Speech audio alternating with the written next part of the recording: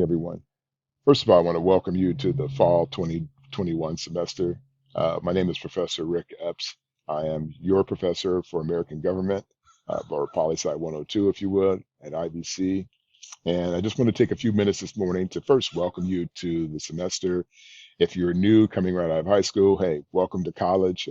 We are excited about you being here, and we are excited about being able to help you on your road to whatever your next path is, whether it be going to the four-year school or whether you're on to some other journey.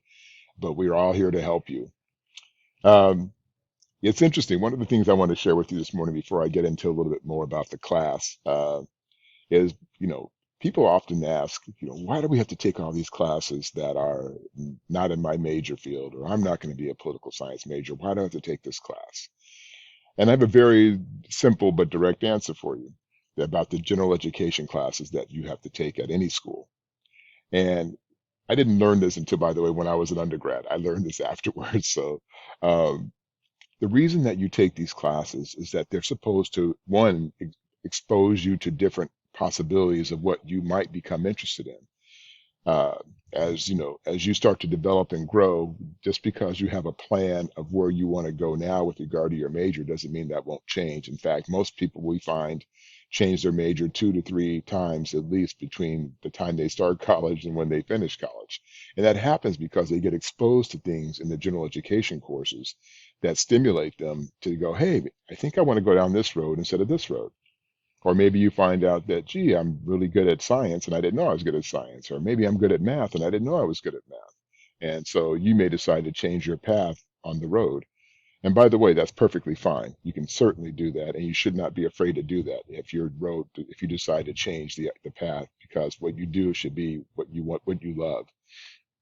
But what's most important about the general education is that it's supposed to broaden you as a person. It's supposed to allow you to be able to, in any situation, be able to talk or speak intelligently about various aspects of human existence, whether it be political, social, psychological, or some science related course, or geographical related course. There are all types of things that you have the ability to be exposed to that help widen your range of experiences. And that's what these courses are for. And so I learned, and I would encourage you that no matter what your major is, to take the moment to be able to expose yourself, to allow yourself the chance to say, even though I'm not a poli sci major, for example, I'm going to take away something from this class. And so for me, my philosophy about teaching political science is simple. It's like, I know most of you are not poli sci majors.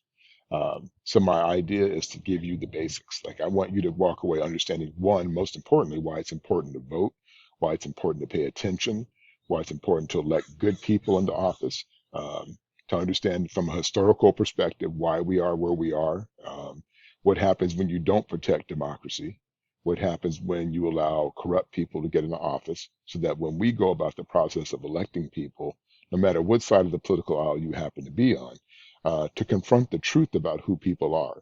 I think sometimes people say, well, I'm a Democrat or I'm a Republican and I have to vote just for those people, but no matter what. And it's like, you know what? There are good people on both sides and there are bad people on both sides. And so you have to be able to really look through the lens to really ask the hard questions. And sometimes it's not always easy, but one thing I can guarantee you, if you're ignorant of what's going on, you'll never be able to help decide, involved in the process of change that needs to come to our environment, and to this country. And a lot of times when things go bad in this country, it's a reflection of the people in the country more so than the leadership, because we're the ones who elect those people to office. And it's interesting how many people don't know the people who are their representatives. So we allow people to sit in those seats who we don't even know. And that's our fault, which is it's your fault, my fault, everyone's fault when we are ignorant of the people who are supporting us, or are supposed to support us, or we assume they support us. And so with that, in this class, you're going to get exposed to the basics. Uh, there's a lot of visual context. I'm a person who believes in uh, quality of work, not quantity of work. So I'm not one of those people, like some people may just throw a lot of exams and quizzes and a whole bunch of stuff at you all the time. I'm not wired that way. So there's a quiz for every chapter. And yes, you have to do them. And yes, you have to do the readings. But the reading is the book is a great book. It's based on my philosophy of the basics. Um, so I do expect you to read, and I am a person who firmly believes in responsibility. I'm not here whether you're 17 or whether you're 77. I'm not here to babysit adults. I want you to be responsible, and this is the first step towards you being responsible for your grades, for your own academic viability, um, and I will help you do that. I'm here and available for you, and I will be here as long as you want to reach out to me as much as I can. And with that, I would say that, I always say, you earn the grade you get, so my class is built on discussions, and the discussions are an important part of the class. You'll see that when you get to the videos that I have built in on the orientation modules. And also, please know when you go to the orientation modules that you'll see you have to step through them. You can't go to the next module until you complete the orientation module. So you won't be able to get to chapter one other than perusing. You can bounce around, so I encourage you to do that, but you can't start working in anything in the chapter until you've completed the prior chapter. So please know that, and I do that purposely. I need you to walk through even if you just browse through the orientation stuff, you don't have to watch everything in its like entirety, but I want you to at least get through and look through it so you understand the basics and requirements of the class. The syllabus is in there, the sort of layout of the class and all the things we have to do are there, and I hold you responsible for those things that are in there. And the due dates. The due dates are all laid out in Canvas. So you have to be aware of them. I'm not one to just be going, okay, boys and girls, this is the date of the quiz, or this is the due date of the discussions. You have to know them. You have to be able to execute when it's time. So please do that. I'm certainly here to answer questions. You can always email me. I'll have office hours set up, and I'll be sending those out to you sometime over the next week, so you'll know when I'm available. But pretty much, I will answer questions throughout the day, any day, because I will usually use Pronto, which I'll share more about later, to do that. But in the meantime, it's a new semester. Let's just get adjusted. I've always firmly believed in starting off slow. So the first couple of weeks are just orientation weeks where we just get a chance to let you get comfortable navigating those things. So you learn the basics about what the class expectations are. You get a chance to get your books. You definitely want to have the book by the second week if you can. The book is very inexpensive. You can even rent it for a semester, I think for like $30 or something. So I really try to be sensitive to all those kinds of things. I know some of you have economic issues, so I want to be sensitive to that. So I try to make sure everything is there for you and ready and readily available. And I would say, I'm the kind of person, if we were in class together, I'd be hanging out in my shorts and flip flops, just having conversation, because I don't just lecture at you. My classes are always interactive. But the thing that's most important for me is that you know that I care and that I am here to help you navigate the class and to be successful. But that also requires your effort as well. And if I can help, don't hesitate to reach out. Hopefully we'll get to meet some of you along the way. I will be on campus on Tuesdays because I have a physical class on Tuesdays.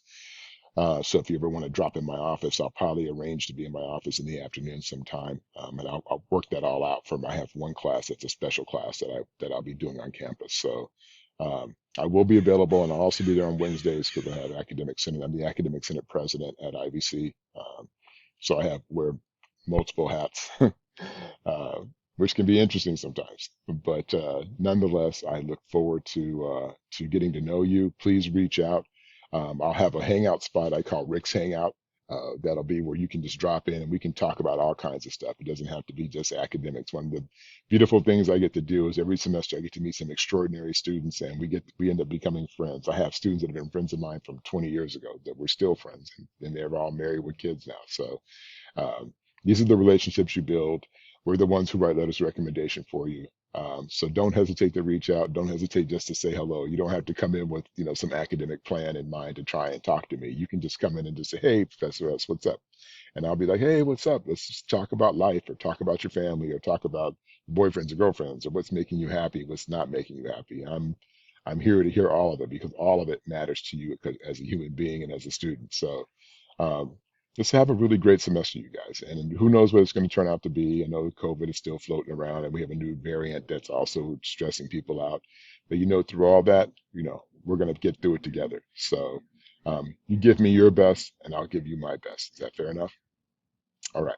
You guys have a great one. When you first start, remember, jump into the orientation number one and start. Those videos are very important. So don't skip out on those videos that I put in there because they will help you learn how to do the things you need to do for the class. And if you have any questions, you can always, like I said, email me and I'll be happy to respond. Okay. All right. You guys have a great one. I will see you once I get my office hours. I'll have drop-in hours. So you can literally, if you just have a general question, anybody can drop into my drop-in hours. Okay. All right. Take care, you guys.